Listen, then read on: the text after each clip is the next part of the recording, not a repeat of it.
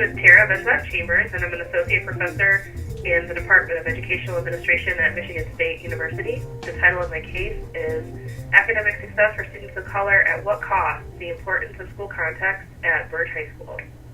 I use JCEL spaces in my courses fairly often because it helps guide the discussion right to the key issues that we're talking about in class.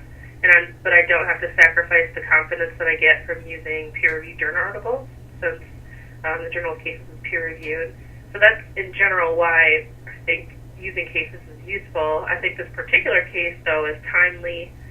It deals with issues of academic achievement directly, and in a way that I hope prompts thoughtful consideration of what our collective obsession with achievement might blind us from seeing.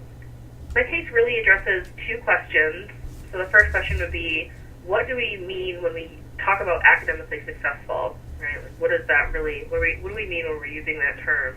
And the second question is, or the second issue is, in what ways might the way we construct this notion of academically successful actually cause harm to some students, particularly students of color? The actual case itself follows the story of a bright African-American student named Kiara, who struggles to meet explicit expectations that are laid out by her principal, Mr. Brown, who defines academic success in very narrow ways. It's based on some research that I've been working on the concept of racial opportunity cost, which examines the cost of academic success for students of color in their pursuit of academic success in racialized white norm spaces. I think it's important to disseminate research in multiple ways, and the case format, I think, is a great way to supplement more empirical peer-reviewed journal articles so that you can reach a broader audience. So that's why I decided to write a case with one of my graduate students, Lolita, based on this larger empirical project that we've been working on with some other graduate students. But in terms of writing, in terms of what compelled me to do this research, I felt that an important voice in the achievement conversation was missing. Our focus collectively is sort of on lower achieving students of color, how we can increase their achievement, what's going on that side of the spectrum.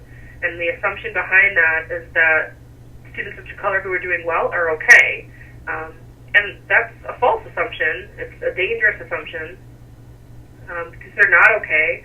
My empirical research suggests that there are real costs for these students when they're pursuing academically success, especially in school spaces that have very restrictive school norms around academic success.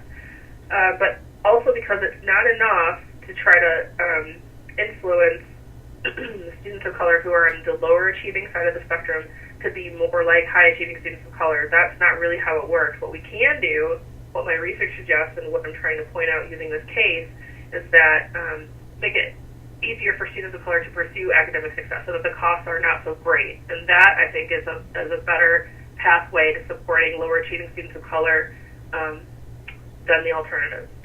Lolita and I spent a considerable amount of time when we were constructing this case, but really thinking about how we could create discussion questions and activities that appear at the end of the case that could foster some real engagement around the issues that we take up in the case.